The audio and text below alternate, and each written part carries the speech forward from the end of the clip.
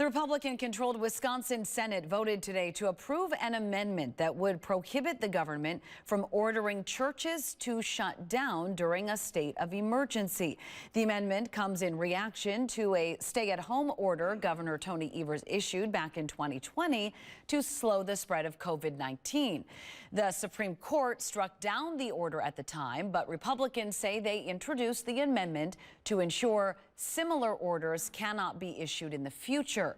The governor vetoed a similar bill in 2021, but the governor cannot veto a constitutional amendment.